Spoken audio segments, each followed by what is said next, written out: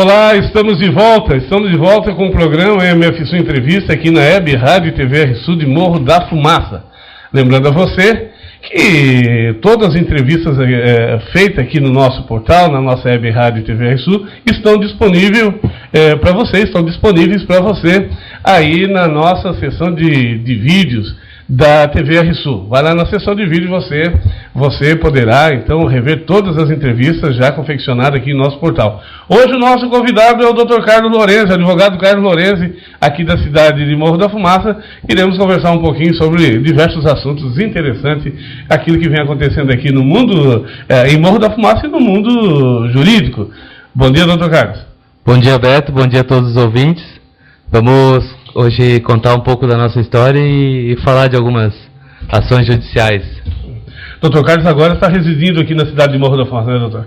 Sim, já resido a partir desse mês e mudei para cá. Antes morava em Criciúma e agora fiz residência fixa aqui, mas mantenho um escritório ainda em Criciúma para atendimento pessoal de lá, de Sara, de Cocal, que tem muitos clientes naquela região também. São quantos escritórios aqui na região, doutor? Hoje a gente está com esse aqui ali no centro, no São Valentim, e o de Criciúma. Doutor, em primeiro lugar, fala um pouquinho quem é Carlos Lorenzi. Bom, eu tenho já 31 anos de idade. Está muito novo ainda. Estou novo. Resido aqui em Morro da Fumaça recentemente, mas o escritório já tenho aqui há cerca de 7 anos. Vai completar 8 anos agora no começo do ano 2015. Então já há 8 anos atuando na área jurídica. Me formei na Unesc em 2006 e já tenho uma especialização em Direito do Trabalho, né, em processo de trabalho. E gosto muito disso, de atuar na área jurídica, né, e de ajudar as pessoas, né, nesse trabalho de voluntário também. Falar em voluntariado, já tem algumas questões importantes aqui que foi resolvida, né, doutor? Algumas ações comunitárias que foram enfrentadas e com bom resultado, né? Exatamente. Tiveram várias, assim, a gente fez vários tipos de trabalho, desde acompanhamento, visitas, esclarecimentos, representações perante o Ministério Público, como aquele caso do loteamento Barreiras, que tinha aquela questão da pedra, que a gente fez a representação, e o próprio Ministério Público resolveu o problema.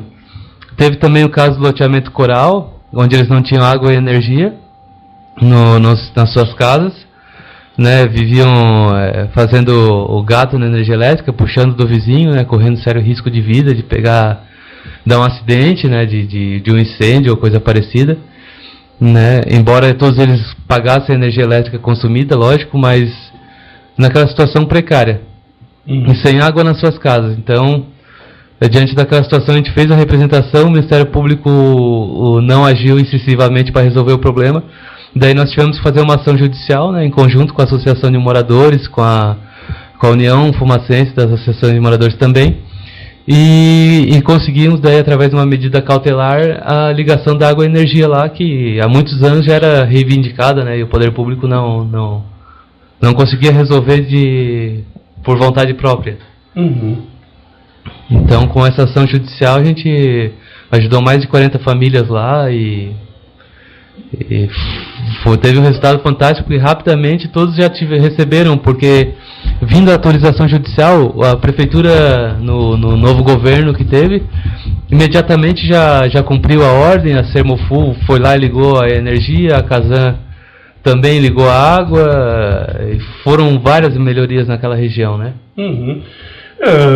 Doutor Carlos, nesse sentido, a nossa cidade ela tem um débito bastante alto em relação à legalização de diversos terrenos, onde já tem pessoas morando, onde já tem moradia, né? Exatamente. Lotes que não estão ainda regularizados, né? Sim, tem muitos. Não só aqui em Morro da Fumaça, mas várias cidades, aí todas elas têm muitos loteamentos que são chamados de clandestinos. Porque o que é um loteamento clandestino? É aquele loteamento que não foi registrado conforme a lei do loteamento. Então, sei lá, o loteador, por exemplo, o cara que montou o loteamento não fez toda a infraestrutura que tinha que fazer, que a lei exigia. Aí não obteve autorização da prefeitura e saiu vendendo os lotes do mesmo jeito. Lógico que as pessoas que compraram o terreno não podem ser penalizadas. Mas fica difícil tu conseguir registrar o loteamento se tu não fez ele conforme a lei determinou. Então essas pessoas acabaram ficando sem escritura, né? No caso do loteamento coral, ficaram também sem a infraestrutura, que a gente já conseguiu botar. Porém, a escritura hoje está sendo resolvida através de um programa do Tribunal de Justiça, junto com o governo do estado de Santa Catarina, chamado Lar Legal. Através do Lar Legal, o próprio Tribunal de Justiça criou o procedimento para fazer os usucapiões das pessoas. Então, através de um valor pequeno, que é só para custear o custo do processo, né, através da prefeitura municipal, a própria prefeitura está agilizando as escrituras das pessoas. Então, todos os terrenos, mesmo os loteamentos clandestinos não regularizados, vão receber a escritura. Todas as casas, né, todos que aderirem a esse programa do Lar Legal, né, investirem ali um pequeno valor, através da prefeitura, num cronograma que foi feito junto com a assistente social, né, o nosso escritório está acompanhando esse programa. O Dr. Rodrigo é quem vai fazer esse contato com as pessoas, explicar o procedimento e vai passar as orientações, né. Todo o processo ele vai ser feito através no escritório de engenharia de Florianópolis, que é o vinculado ao Tribunal de Justiça, né, que ganhou a licitação. É ele quem faz o levantamento topográfico das áreas, prepara a documentação e encaminha para o Tribunal de Justiça.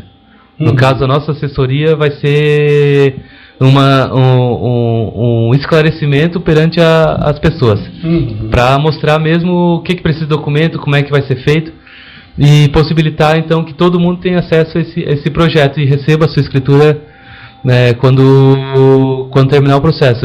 A gente acredita que é bem rápido, uma coisa rápida, tem muitas cidades já recebendo, né? E vai ser feito conforme o cronograma, porque como é muitas regiões, né, vão ser escolhidos primeiro esse bairro, depois esse, depois esse, depois esse, mas todos vão sendo contemplados à medida que for, né, o cronograma for sendo atingido. Já iniciou em alguma comunidade, Dr. Velho? Eu acredito que vai iniciar ainda esse ano. Esse ano. O Rodrigo, quem tem maiores detalhes ali, pode depois A gente passar. vai estar convidando o Dr. Rodrigo para vir aqui falar especificamente sobre esse Legal. assunto. Acidente de trabalho. Acidente de trabalho é interessante esclarecer para as pessoas, porque hoje em dia o trabalho ele te impõe uma série de riscos, né? Tu às vezes vai trabalhar numa profissão, e se tu não tens aquele cuidado com a tua saúde, aquela profissão que na verdade era para te prover o teu sustento, para te dar qualidade de vida, ela pode prejudicar a tua saúde, né? Então às vezes trabalhar no escritório com a postura errada na cadeira, depois de 20 anos tu de repente desenvolve um problema na coluna, né? Uma lordose ou coisa parecida, e isso configura uma doença ocupacional. E o acidente de trabalho também envolve quando tu estás trabalhando numa olaria, por exemplo, e tu vai numa prensa de tijolo ou de telha e a tua mão acaba prensada junto com a telha, né? Acontece, são acidentes, né? Então, o acidente de trabalho, quando ele acontece, quando ele se configura, o que acontece? Se tu sofreu um acidente, sofreu uma sequela, o médico vai te analisar, né, vai ver e vai dizer assim, tu precisa ficar 1 mês de repouso para se recuperar. Então o que acontece? Os primeiros 15 dias a empresa paga para ti, os outros 15 dias, a partir dos outros 15 dias é o INSS que vai assumir. Então a empresa, quando acontece o acidente, ela tem que fazer a chamada CAT, que é o comunicado de acidente de trabalho, mandar para o INSS, e a partir dali tu passa a receber o benefício do auxílio doença acidentário, que ele é como consequência do acidente de trabalho. Então, quando tu recebe esse benefício, a empresa tem que continuar pagando para ti o teu FGTS, depositar na tua conta, e depois que tu sai desse benefício, tens ainda estabilidade por 1 ano. A empresa não pode te demitir depois que tu sofreu um acidente. Ainda tem essa estabilidade. Tem essa estabilidade. Então, se tu ficar com sequela, vamos supor que tu prensou a mão, né, esmagou a mão numa prensa, e de repente tua mão ficou com dificuldade de movimentos, tu já não consegue mais segurar firme objetos, fazer força ou fechar a mão direito. Houve nesse caso uma redução da tua capacidade de trabalho. Tu já não tens mais a mesma capacidade de trabalhar como trabalhava antes, né? Se tu de repente trabalhava na olaria e tu conseguia produzir tu sozinho, vamos botar 300 telhas por mês, agora tu já não consegue mais produzir 100, porque tua mão já não fecha direito, não consegue mais carregar, tu tem que fazer tudo com uma mão só, né? Aquela coisa toda. Então o que acontece? Muitas vezes tu tens a estabilidade, durante um ano tu tens teu emprego garantido, mas depois desse um ano, como tu não produz como produzia antes, a empresa pode querer te demitir. E se ela te demite, depois para tu arrumar emprego fica difícil, porque as pessoas vão olhar para ti e vão dizer, olha, tu não tens condições de produzir como produz uma pessoa, né, apta. Então o que acontece? O INSS, quando ele te dá alta do auxílio doença acidentário, daquele benefício que tu ficou parado e não podia trabalhar, tu passa a ter direito, se ficou com essa sequela, ao auxílio acidente. O auxílio acidente, o antigo pecúlio, o auxílio acidente tu recebe 50% do teu salário como uma ajuda de custo por tu ter ficado com essa capacidade reduzida. Então tu pode voltar a trabalhar, arrumar outro emprego, trabalhar e vai continuar recebendo aquilo ali. Certo. Aquilo ali só não acumula com o benefício do auxílio doença, que se tu ficar encostado de novo, tu não recebe junto, e se tu se aposentar, que ele não recebe junto. Certo. Mas se tu for trabalhar, fazer outra coisa, pode trabalhar que tu vai receber sempre. Pecúlio, né? É o antigo pecúlio, né? Na lei foi transformado em auxílio acidente. Auxílio acidente. Não, mas, por exemplo, eu tive um acidente, tive uma lesão, mas eu estou recebendo pecúlio, mas eu estou apto a trabalhar em outro setor. Eu posso voltar e não perco Exatamente. Esse valor. Exatamente, pode voltar a trabalhar e não perde.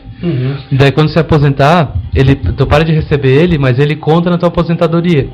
Então, por exemplo, vamos supor que tu sempre ganhou R$1.000 por mês. Sofreu um acidente, a hora que tu recebe alta e volta para o trabalho, tu recebe auxílio acidente de 50%. Então tu vai receber cerca de R$500. Então tu volta para o trabalho ganhando 1.000, mais esse 500. Tu vai ganhar 1.500. E quando se aposentar, a tua aposentadoria não vai ser sobre o 1.000 que era o teu salário. Vai ser sobre o 1.500, que era o salário, mais o auxílio acidente. Mais o auxílio. Então a tua aposentadoria vai se incorporar na tua aposentadoria, né? E fora isso, também o acidente de trabalho, quando tu gera essa sequela, tu sofre esse dano, havendo culpa da empresa, a empresa também é responsável por danos morais. Ela tem que te indenizar pelo acidente que sofreu. Afinal de contas, a lei bota sob responsabilidade da empresa garantir a tua saúde e segurança no trabalho. Então, tu, por exemplo, vai trabalhar na construção. A empresa tem que te fornecer o capacete, tem que te fornecer as luvas, tem que te fornecer todo o aparato de segurança. Vai trabalhar em altura, a empresa tem que te fornecer aquele cinto de segurança, tem que te fornecer todo o equipamento. Porque se tu trabalha na construção, tá trabalhando sem capacete e cai uma pedra na tua cabeça, por mais que seja tu que estivesse segurando a pedra, por exemplo, e deixou cair, né, que a empresa, ninguém tem a culpa de nada, a empresa é responsável. Por quê? Porque ela não forneceu o capacete. Certo. Então, e por aí vai, né? A empresa, se ela não te fornece equipamento de segurança, ela já é responsável. Se a empresa não te deu o treinamento, ela passa a ser responsável. Porque o Ministério do Trabalho ele editou normas regulamentares passando as regras para cada profissão. Então existem as regras para cada situação de trabalho, né? Vai trabalhar com produto químico, o que precisa ter de segurança, né? Se aquilo ali já não é respeitado, a saúde do trabalhador está em risco. Certo. Se aquilo ali for respeitado e a saúde do trabalhador ainda estiver em risco, de jeito, a empresa também responde. Mas o mínimo que ela tem que fazer é responder aquilo ali, né? Fornecer os equipamentos necessários que a lei botar. Então, gera esse acidente. E esse dano moral pelo acidente de trabalho. Nesse dano moral, ele engloba o próprio dano moral, que seria o quê? O teu sofrimento com o acidente, né? A dor física que tu sentiu, a tua dor emocional de ter que ficar parado, aquela coisa toda. Isso engloba o dano estético. Então, vamos supor que tu perdeu 4 dedos da mão, né? Há um prejuízo estético na tua mão, assim. Então, isso também engloba, ele também é indenizável, né? Tu pode receber as duas indenizações, a dano moral mais a do dano estético. E tu, quando tu tens uma perda muito significativa da tua capacidade de trabalho, dá inclusive para buscar uma pensão vitalícia, né? Uma indenização por essa questão, independentemente daquela que tu recebe do INSS. Tu pode buscar da empresa também, né? Então, se o acidente, sei lá, vamos supor que a pessoa trabalhava com altura, a empresa não forneceu os equipamentos de segurança e a pessoa caiu e ficou paralítica, por exemplo. Certo. Então, a empresa passa a ter que sustentar o cara, né? A pessoa. Dr. Carlos, por exemplo, eu trabalho numa empresa, só que eu saí da minha casa para chegar até a empresa. No meio do caminho eu sofri um acidente. Como é que funciona isso? Exatamente.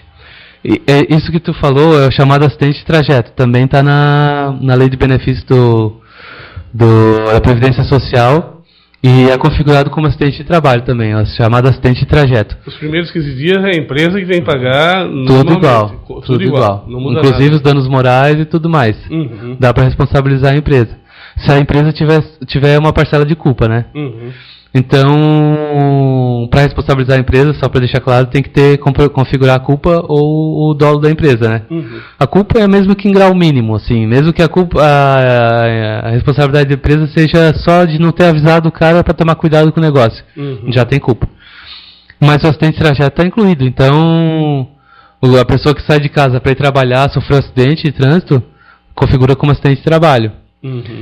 Está incluído também como acidente de trabalho, como eu falei antes, as doenças ocupacionais, aquela doença que tu sofre em decorrência do trabalho, ou pelo trabalho. Então, se tu trabalhava como mecânico, sempre fez muita força no braço direito, desenvolveu uma tendinite no ombro, configura como acidente de trabalho essa tendinite, por mais que seja uma doença, não tenha sido um fato, né, isolado, não tenha sido uma ocorrência única, essa doença ela configura como acidente de trabalho. São esses os casos básicos, né? Seriam esses uma discussão que é preciso os trabalhadores terem um entendimento, né? Porque todos nós estamos sujeitos a qualquer evento desse que você citou, né, Dr. Carlos? Exatamente. Muito bem, nós estamos conversando com o advogado Carlos Lorenzi, da Lorenzi Santos, aqui de Morro da Fumaça e Criciúma, que tem também como sócio o advogado Rodrigo Lorenzi. Você pode, essa entrevista você pode, está sendo gravada, claro, está sendo nesse momento ao vivo, mas gravada, e você vai poder assisti-la na íntegra a partir de amanhã, aí na seção de vídeos do portal TVR Sul, www.tvrsul.com.br, que certamente você já entrou aí no nosso canal, já está sintonizado. E também no Facebook será disponível aí nas redes sociais para que você possa acompanhar e ter maiores informações sobre esse assunto hoje que está sendo debatido aqui. O nosso telefone é o 48-3434-3096 e o nosso Facebook, tem dois Facebooks aí que você pode acessar, que é o TVR Sul Comunitária e o Facebook Beto Madeira. Todas as informações referentes a essa entrevista você terá a partir de hoje nesses locais. Dr. Carlos, danos morais ao consumidor. Exatamente. O consumidor, ele também está sujeito a sofrer danos morais quando, por exemplo, a empresa utiliza indevidamente cadastro de restrição ao crédito. Então, o que acontece? Às vezes tu pagou a tua conta, mas a empresa vai lá e comunica as outras, né, através do SPC e Serasa, que tu não tem pago as tuas contas em dia. Né, isso gera uma série de transtornos que te impossibilita, por exemplo, de comprar em outras lojas, né, constrangimento perante vendedores, caixas. Então, às vezes, tu se esforça para pagar todas as tuas contas em dia, e daí vai numa loja e passa por um constrangimento, né? Então, a empresa que te coloca nessa situação, ela é obrigada a te indenizar, né, por esse constrangimento que tu passa. Isso é preciso esclarecer também que tanto essa do acidente de trabalho como essa são danos morais. Nosso escritório tem feito com alguma frequência, a gente tem uma experiência, e é preciso que o advogado ele tenha um conhecimento profundo desses assuntos, para poder distinguir situações que geram ou não dano moral, né? saber configurar o acidente de trabalho, né, conhecer as doenças, é preciso que seja um advogado, né, com conhecimento específico desses assuntos, né, como o nosso escritório tem, por exemplo. E os danos morais do consumidor, ele abrange também cadastros que as pessoas não sabem que existem, né? A gente entrou recentemente com aquelas ações referente ao score do Serasa, onde era aplicada uma nota às pessoas com base no histórico delas, e totalmente legal, totalmente contra a lei. Existe também a questão do Banco Central. O Banco Central, ele tem um cadastro de controle das movimentações financeiras das pessoas. Então, tudo que é empréstimo que os bancos fizerem, eles têm que comunicar ao Banco Central, para fim de que o Banco Central monitore o que os outros bancos estão fazendo, para evitar que aconteça o que aconteceu nos Estados Unidos, por exemplo, dos bancos emprestarem muito dinheiro, né, e depois as pessoas não conseguirem pagar e começar a quebrar os bancos. Então, o que o Banco Central faz? Ele monitora o que os bancos estão emprestando e eles vão dizer assim, olha, agora chega porque vocês não têm mais dinheiro. Né? Mas o que acontece? Tu fez um financiamento, aí por alguma razão tu não pagou, ou tu fez um acordo com o banco matou a dívida para ti, né? E só que o que acontece? O banco vai lá, diz para o Banco Central assim, vamos supor que tu fez um negócio com o Banco do Brasil, por exemplo, financiou o carro, pegou 20 mil reais emprestado, e tu conseguiu fazer um acordo, pagou 15 mil reais, quitou o contrato. Tu perante o banco não deve mais nada. Tanto é que o banco libera para ti outro empréstimo sem problema nenhum. Mas o que acontece? O banco vai lá no Banco Central e diz assim, olha, eu prestei 20 mil para fulano de tal, ele me pagou 15, eu fiquei com 5 mil de prejuízo. No Banco Central vai ficar constando lá no teu cadastro prejuízo 5 mil. E tu não sabe disso. Aí o que acontece? Futuramente, se tu precisar fazer um negócio de maior volume, vamos supor que tu futuramente vire sócio de uma empresa. E tu queira tirar um empréstimo pela empresa, se a empresa estiver vinculada no teu CPF, vamos supor que seja um empresário individual, o banco que tu pegar o empréstimo, dependendo do banco, ele vai consultar o Banco Central. E no Banco Central vai aparecer aquele prejuízozinho de 5 mil. Aquilo pode acabar tirando uma consequência. Né, de tu não conseguir aquele empréstimo pro teu, né, pro negócio fixado. Então, são coisas que a gente não está ciente, mas quando acontecer, ele gera o dano moral, né? Então tem uma série de situações vinculadas a esses cadastros restritivos de crédito. Por exemplo, doutor Carlos, foi uma ação, inclusive, que eu procurei o seu escritório e foi feito. Em relação a uma moto, os juros abusivos, né, ou o juro a mais daquilo que eu acharia, porque a moto, essa moto que eu tinha adquirido, eu já tinha pago o capital, mas ainda tinha um juro muito alto ainda. Como é que funciona isso? Pode haver restrições de crédito nesse sentido? A partir do momento como eu entrei na justiça para rever os juros e liquidar, por exemplo, essa dívida que eu tinha, pode haver uma restrição por parte dos bancos no próximo empréstimo ou financiamento que eu for fazer? Exatamente, é aí que entra a questão. Não pode. Não pode. Não pode. Agora, se eles fazem ou não, é uma questão que fica difícil de tu descobrir. Justamente, por exemplo, nesse caso do Banco Central, questão deles vincularem como prejuízo esse débito, né? Ou até o que já se ouviu falar, né? Não se sabe se é verdade ou não, que eles podem fazer uma lista negra das pessoas que entraram com o processo. Então eles vão lá e dizem assim, clientes do Banco Itaú que entraram com ação judicial para não pagar o financiamento. Aí tu vai no Banco do Brasil querer um empréstimo, eles vão lá e olham, lá no Banco do Itaú ele pegou o empréstimo, mas entrou com ação para não pagar tudo. Entrou com a revisão. E daí não querer conceder o empréstimo. Isso não pode. Agora, se eles fizerem, tu conseguir uma prova de que eles estão te negando por causa disso, porque tu entrou com outro processo, aí cabe uma ação de danos morais, inclusive. Né? Então eles não podem te negar o crédito porque tu buscou na justiça a revisão do contrato. Que a justiça, legalmente dentro da lei, concedeu. Concedeu, senão não concederia se estivesse fora da lei. Exatamente. Né? Então, nesse caso, quem está fora da lei, justamente a instituição que fez o financiamento estava cobrando uma taxa indevida, então. Né? Exatamente. Os bancos eles se aproveitam muito dessas situações para exagerar nos juros, né? Então, eles pegam e eles oneram muito esse empréstimo para compensar eventuais perdas de outros casos. Então eles lançam juros maior do que o necessário para remunerar o empréstimo que eles deram. Né? Basta ver que tu, por exemplo, tu deposita o dinheiro na poupança, depositou R$1.000, se tu botar na poupança R$1.000 por mês, depois de 60 meses, tu vai ter lá 62 mil, 63 mil reais.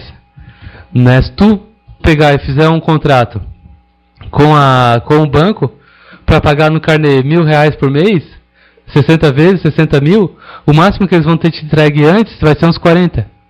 Ou seja, na poupança, tu ganha 3 mil de lucro para ti. E o banco, com o financiamento, eles ganham 20 mil. E daí, se tu imaginar que o dinheiro que eles usam para te emprestar, para tu comprar o carro, é o mesmo que tu deposita na poupança, tu vê o lucro do banco. Né? Então, o banco, se tu acha que o banco dá o dinheiro dele para tu comprar o teu carro, tu tá enganado. Ele tá usando o teu dinheiro para tu comprar o teu carro. Né? Ele pega a minha poupança, a poupança do Beto, a poupança de outra pessoa, pega o dinheiro e te empresta para tu comprar. Aí ele paga para mim, pro Beto, paga ali 0,5% e te cobra 2 ou 3, né, ao mês. Né? Então, tu no final do ano tu tá pagando os 20, 30% para eles e ele tá remunerando pra gente 10%. Então, ele consegue um lucro enorme, né? Não teria necessidade desse lucro extremo. Certo. Muito bem, estamos conversando com o advogado Carlos Lorenzi, Carlos Eduardo Lorenzi, aqui da cidade de Morro da Fumaça, da Lorenzi Santos Advocacia. Doutor Carlos, inventário. Como é que se trabalha com isso? É meio complicado isso, né? Ou pelo menos para o entendimento de nós, pessoas mais leigas no assunto, parece, nos colocam que é um fim de mundo. Como é que funciona isso? Inventário realmente é outra situação que é preciso procurar um advogado que tenha experiência, né? Como o nosso escritório também já fez muito inventário. O inventário, ele é aquele processo onde a pessoa que faleceu tem bens e herdeiros para dividir esses bens. Então o inventário é o processo onde tu levanta esses bens, né, o que a pessoa tinha de herança, deixou de herança, e transfere para as pessoas que têm direito nessa herança. A viúva, geralmente, né, ou o viúvo, e os filhos. E então ele é um procedimento que ele é complicado porque são muitos documentos a serem levantados, né? Mesmo que seja um bem só, né, uma casa só, são muitos documentos, dependendo da quantidade de herdeiros. Então, ele vai se aumentar a dificuldade à medida que a pessoa tem mais bens. Né? Então, supondo, por exemplo, que a pessoa tem dívidas também. Tem que liquidar a parte dos bens para quitar as dívidas primeiro. Tem uma série de procedimentos. Então, hoje o inventário até está mais rápido, porque quando não envolve menores de idade, né, e também ele é consensual, ele pode ser feito em cartório. Né? Quando há acordo entre os herdeiros sobre a forma da partilha, tu faz em cartório. Aí tu consegue mais rapidamente resolver. Né? No cartório tabelionato de notas de títulos ali, tu consegue fazer, né, através do advogado. Mas se há um herdeiro menor de idade, né, por exemplo, vamos supor que a pessoa que faleceu tinha um filho de 8 anos de idade. É preciso que seja feito judicial, porque o Ministério Público vai acompanhar o processo para defender os interesses da criança. E quando não há consenso entre os herdeiros, né, aí ele também tem que ser judicial. Porque existem vezes, por exemplo, que a pessoa que faleceu tinha um filho em 2 casamentos. Né, casou, teve um filho, depois se separou, casou de novo, teve outro filho. Às vezes eles não entram em um acordo sobre os bens. Então, ou às vezes existe uma dívida também, né? Uma dívida que está sendo cobrada. Da herança, né? Da herança. Aí essa dívida é cobrada judicialmente também. Aí eles chamam o inventário para a parte judicial, né? E isso pode arrastar o inventário. Tem inventário de 20, 30 anos rolando Porque justamente não há um acordo acerca dos bens, né? Certo. Há aquela briga, aquela discussão, porque também não é muito fácil de dividir, né? Vamos supor que tem uma casa, né? Não dá para tu dizer assim, um quarto para cada filho, né? E o banheiro para a viúva, não tem como. Tem que, de repente, vender a casa e dividir o dinheiro, mas se está morando a viúva ali, como é que vai fazer para vender a casa? Então tem uma série de... Doutor Carlos, por exemplo, o inventário, qual seria então, vamos prevenir aqui, qual seria a melhor ação assim para prevenir uma família que de repente os pais já estão mais idosos, já estão próximos da partida desse mundo aqui para o mundo espiritual? Como é que se previne isso? Até para deixar as coisas mais alinhavadas para não causar esses problemas. Tem várias maneiras, assim, quando há um consenso entre os filhos e os pais, é possível de repente já começar a transferência dos bens, né, se quiser adiantar. Tu pode, por exemplo, pegar a tua casa, botar no nome dos filhos e deixar com usufruto para ti. Né? Então a casa vai ser tua até tu falecer, a única diferença é que tu não vai poder vender. E quando tu falecer, a casa automaticamente é dos filhos. Certo. Só que isso é preciso consenso, né? Tu não pode, por exemplo, um idoso de 80 anos de idade transferir a casa para 2 filhos e deixar o terceiro filho sem bens, porque esse terceiro filho entra com uma ação judicial e anula essa transferência. Por mais que seja uma compra e venda, por mais que se prove que o filho mais velho foi lá e comprou a casa pelo valor justo, anula. Tem que estar registrado legalmente em cartório, em documentos. Isso, e tem que contar com todos os herdeiros. Todos os herdeiros. Essa é uma maneira. Tem também, tu pode de repente fazer um testamento. É possível o testamento? É possível fazer esse testamento? É possível fazer o testamento. Testamento não consegue fazer a determinação dos bens para 100% do que tem ali arrolado. Tu consegue fazer para 70%. 30% vai para os herdeiros necessários. Mas se tu já botar eles no testamento, se for só herdeiro necessário dentro do testamento, que seriam os filhos, né? Porque tem gente que, por exemplo, vai fazer o testamento e diz assim, eu quero deixar o meu carro pro funcionário da minha empresa, o gerente da minha empresa, que é um cara muito bom. É possível. Tu pode deixar o teu carro pro gerente da empresa. Ou pro teu amigo, né? Ou pra outra pessoa que tu goste, né? Não tem problema. Só que os herdeiros necessários, os filhos e a viúva, eles têm 30% garantido daquilo que tu tem. Não se pode mexer. Não se pode mexer. Mas se tu botar no testamento 100% para os herdeiros necessários, tanto faz. Aí tu pode botar 100%. Então a partilha já vai estar feita. O que isso evita? Ele evita a discussão judicial depois, né? Então se tu percebe que teus filhos eles não têm aquela receptividade para conversar sobre como vai ficar essa questão, tu já quiser definir antes para evitar debate, tu define antes. Deixa eu ver se eu entendi aqui, Dr. Carlos. Por exemplo, eu tenho um imóvel que vale, enfim, um imóvel. Eu posso, 70% desse imóvel eu posso direcionar para quem eu quiser. Tanto faz a minha família ou de terceiros? Exato. E só tem que assegurar o 30% que é da família. O restante eu posso dar até para o meu vizinho, para o meu amigo, não tem nenhum problema. 70%. 30%, aí sim, esse 30% tem que ser garantido para a família. Através de testamento, né? Através de testamento. E o testamento, tem que ter o consenso ou não? Aí os pais, os não, testamento é unilateral, sim. Pode ser inclusive sigiloso. Muito interessante, bem interessante. Fechou essa questão, doutor Carlos? Sim. Pois bem, recuperação de empresa. Recuperação de empresa é interessante falar. Também é importante ressaltar já de cara que é preciso procurar um escritório com experiência que nem o nosso, que entenda dessa situação das empresas. Por quê? Para fazer essa recuperação de empresa é necessário um esforço conjunto. No caso, o nosso escritório tem parceria com contabilidade, tem parceria com advogados tributaristas, né? Nós somos especialistas em direito do trabalho, especialistas em cobrança, especialistas em revisão de contrato, e assim a gente consegue englobar toda a empresa. O que acontece? Às vezes a empresa está com dívidas, né? Foi mal administrada, está com problemas, e se tu simplesmente pegar e fechar as portas, aí que o problema estoura, né? Às vezes é uma empresa boa, é uma empresa com condições de ir para frente, só que pegou muito empréstimo, não recebeu, tem muito cheque devolvido, os clientes não estão pagando. Às vezes acontece.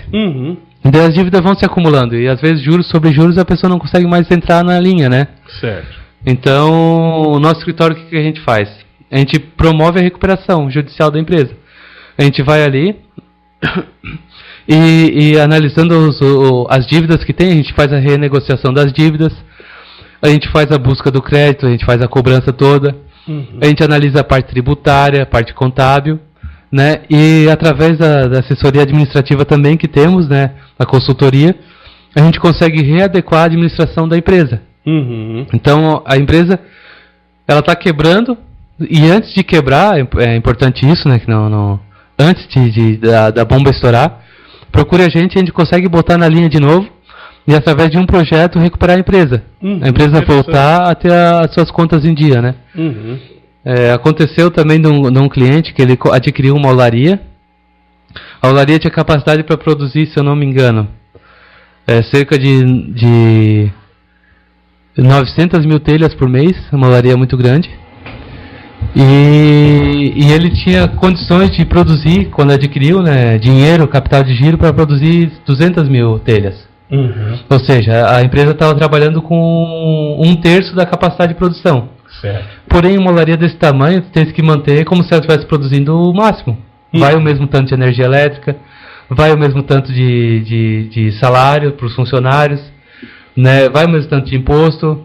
Ou seja, tu gasta a mesma coisa que produzisse o máximo, mas recebe o que tu está produzindo o mínimo. Então a diferença era muito grande. Estava produzindo sempre no negativo. Até tu conseguir estabilizar para aumentar a produção, para conseguir receber os 100% do que a empresa é capaz. E se tu não faz esse procedimento dessa recuperação, quando tu chegar naquele ponto já é tarde demais. Já tem tanta dívida que tu de repente vai perder os equipamentos, né? Vai tomar ação trabalhista e de repente daí não consegue mais salvar a empresa.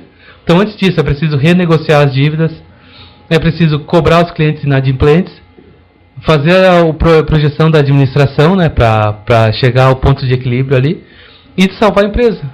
E daí a partir dali a empresa passar a dar lucro e aí sim se manter uma empresa com certeza capaz de dar muito resultado, né? Muito resultado. E tem muitas empresas que param no meio do caminho justamente por essa questão, né, Dr. Carlos? Porque os seus administradores não sabem qual o caminho a tomar. E agora há uma opção, né? Exatamente. A pessoa se apavora com as dívidas, começa a aceitar as ações trabalhistas, porque assim, tomou um empréstimo para pagar o salário do funcionário esse mês. Vamos supor que faltou 20 mil reais para pagar o salário. Aí tira o empréstimo, vai ali e paga o funcionário esse mês. No mês que vem está devendo 40, porque faltou o 20 de novo e mais o 20 do mês passado. Certo. Aí toma mais 20, paga os funcionários, ficou devendo 40. No mês seguinte passa a dever 80. E daqui a pouco não tem mais condições de tirar empréstimo para pagar, porque perdeu o crédito dos empréstimos. Aí vai atrasar salário. Aí o funcionário bota ação trabalhista, cobra salário, cobra danos morais, cobra tudo. Aquela dívida que era de 10 mil passa a ser de 100. E a coisa vai piorando. Então precisa renegociar dívidas para que a pessoa mantenha o crédito. Muitas vezes os clientes estão devendo, recebendo o que os clientes estão devendo, tu acaba pagando uma parte das dívidas, então tem que cobrar os clientes que devem. E com os funcionários tem que fazer a negociação. Né? Tem que entrar num acordo e negociar essas dívidas, regularizar a situação dos funcionários, porque lógico é prioridade. Tem que acertar as dívidas tributárias, porque elas também incidem em multas pesadas, né? E a partir disso tu consegue gerar o fôlego para a empresa crescer. Né? Possibilitar que a empresa daí sim, tu administre ela direitinho, para ela crescer e se salvar dessa situação. O nosso escritório faz esse trabalho completo, 100%. 100% dessas ações aí. Exato. Fechou aqui, Dr. Carlos, esse assunto? Bom, consulta jurídica. A consulta jurídica é imprescindível, na minha opinião, é tão importante quanto a consulta médica, né? Muitas vezes tu tá com uma dúvida, é fundamental que tu procure advogado e tire as suas dúvidas, né? E a consulta jurídica ali, ela não é aquela duvidazinha de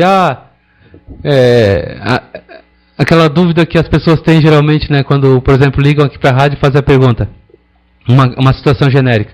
A consulta jurídica é mesmo ir profundo, no caso, né? Então, tu vai fazer um financiamento, vai tirar um empréstimo para financiar o teu carro. Está na dúvida se vale ou não a pena? Pega o contrato antes de assinar e leva ali no escritório. Certo. Daí a gente revê cláusula por cláusula, explica a situação, diz assim, olha, isso aqui tens que mudar, isso aqui tu não pode assinar. Por quê? Porque depois que tu assinar, acabou, né? Pelo Código Civil, existe o princípio do pacta sunt servanda, que é uma expressão em latim, que significa os pactos são para serem cumpridos. Ou seja, tu assinou o contrato, não adianta depois dizer, eu não li o que estava escrito. Assinou, vai ter que cumprir. E há muita gente que faz isso. Inclusive nós, no dia a dia, que somos leigos no assunto, acabamos, pelo desejo de adquirir um produto, de fazer uma compra, na ansiedade a gente compra o produto e não avalia as consequências depois na hora do contrato, doutor Carlos. Claro. E até porque é do dia a dia, né? Tu não vai ler 12 páginas de letra miúda para tentar identificar se aquilo te interessa ou não. É mais fácil consultar um jurídico, né? Um advogado. É preciso consultar, é preciso, porque principalmente se tu tiver na dúvida em relação ao que está sendo feito e se for um volume muito alto, né? É lógico, tu vai comprar um sofá ali no Magazine Luiza, por exemplo, e eles te botam um contratinho, talvez não tenha necessidade de tu analisar aquele contrato, né? Porque tu vai pagar rápido aquilo ali, tu não visualiza problemas que tu vai ter com aquilo ali. Agora, tu vai fazer, por exemplo, tu vai vender a tua casa para uma pessoa, ou tu vai comprar a casa de alguém. Pode dar uma série de problemas, né? Pode ser que amanhã ou depois alguém desista do negócio, pode ser que aconteça um vendaval e caia um muro, por exemplo, aí como é que fica? Pode ter uma série de problemas. Então, o que acontece? Quando tu visualiza que vai dar problema, né, ou que tu espera que não aconteça, mas que tu visualiza que a situação é preciso um pouco mais de cuidado, tu tens que levar os documentos e analisar. Mesmo no casamento, né? Às vezes tu tá na dúvida assim, eu vou me juntar com uma determinada pessoa, eu queria saber se esses bens aqui eles vão entrar ou não. Porque às vezes tu já tá com a tua vida feita, outra pessoa também, só que tu tens os teus filhos, tu tá se preocupado com o que eles vão receber, né? Acontece. E daí tu não quer, de repente, vincular uma coisa com a outra e de repente prejudicar os teus filhos no futuro. Então tu pode fazer essa análise, né? Mesma coisa aposentadoria, por exemplo, tu quer ver se tu tens tempo para se aposentar, qual a melhor maneira, também tem que pegar os documentos e levar no escritório pra gente fazer a análise, dizer, falta tanto tempo de trabalho para tu aposentar assim, para tu aposentar desse outro jeito e tal. E assim vai, né? Inclusive para as empresas, a consulta jurídica para, por exemplo, a prevenção no contrato de trabalho. Né? As empresas saber se elas estão fazendo tudo direitinho com o funcionário. Porque às vezes a empresa pensa assim, eu pago o salário em dia, pago hora extra, pago tudo, mas ele me bota na justiça e sempre ganha. Então tem que ver o que está fazendo de errado. É verdade. Porque ela acha que está pagando certo, mas tem causa ali que ela não entendeu o que era para ser, e aí prevenir é melhor do que depois ter que resolver o problema no ato, né? É muito mais barato. A indenização na hora, na força da justiça, podendo ter evitado isso, ter já resolvido o problema lá na sua essência. Né? Exatamente. Nessa questão de consulta jurídica, o que se ouve muito também é, por exemplo, as pessoas adquirem um carro, está no nome dela, daqui a pouco ela resolve negociar esse carro dela por um outro automóvel lá, da outra pessoa. Só que ela não fez um contrato, não fez uma transferência, e diz o seguinte, olha, não, tu me dá o teu carro, eu pago a tua prestação, e tu pega o meu e tu paga a prestação. E daqui a pouco alguém não cumpre com essa parte, e de repente o outro carro não está nem no nome daquela pessoa, já é de um terceiro. Isso é um problema sério, né, doutor Carlos? Nossa, isso é a pior situação possível. Esse tipo de coisa, ele implica uma série de consequências. Por quê? Tu entregou teu carro para outra pessoa, para ela pagar o teu carnê, se ela não pagar, é o teu nome que vai pro Serasa, para começar.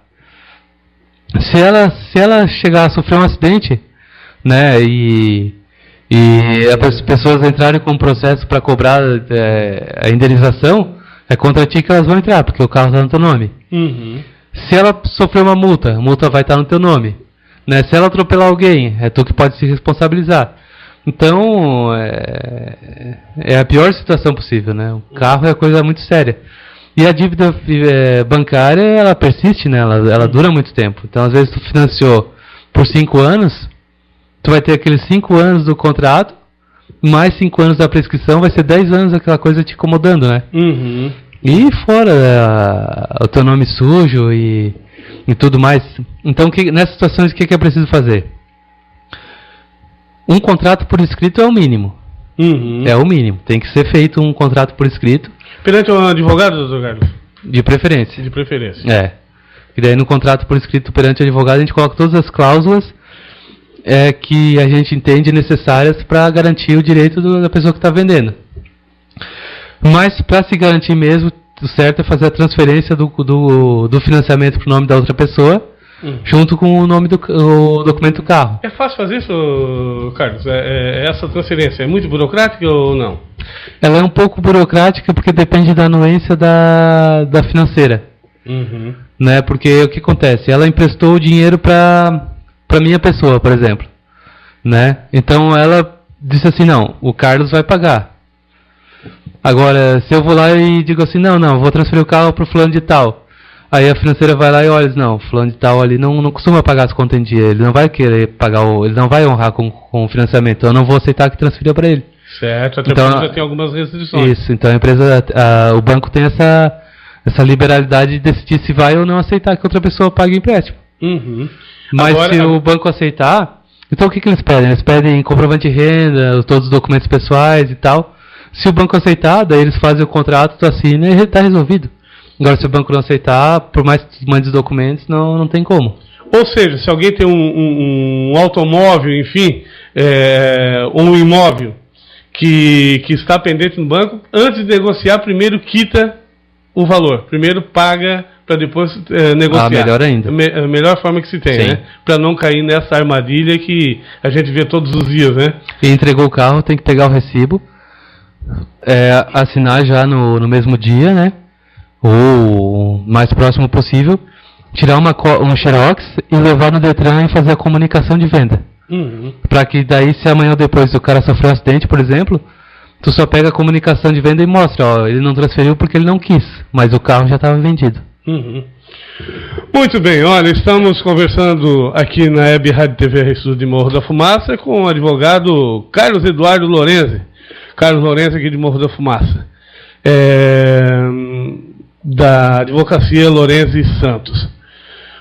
Essa entrevista está sendo gravada e será disponível para você aí no nosso portal TV RSU, na seção de vídeos. E também estará disponível nas redes sociais.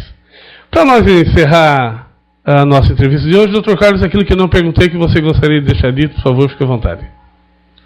Não, só para dizer que o nosso escritório, na verdade, essas ações que a gente falou, mesmo a consulta, é preciso que as pessoas procurem advogados especializados, né, que tenham conhecimento e experiência. A gente coloca a nosso escritório também à disposição, né, dizer que tem vários advogados com essa situação, claro, mas a gente coloca o nosso escritório à disposição com 8 anos de experiência, ali no São Valentim, aqui no centro de Morro da Fumaça. O telefone é o 3434-3724 e o celular do plantão 9106-3583, para quem quiser tirar dúvidas e entrar em contato, a gente está sempre à disposição. Doutor Carlos Lorenzi, muito obrigado. Obrigado. Muito bem, acabamos de conversar então, como já falei, o advogado Carlos Lorenzi, da Lorenzi Santos, advocacia aqui de Morro da Fumaça. E nós voltamos na próxima entrevista. Um grande abraço, até lá!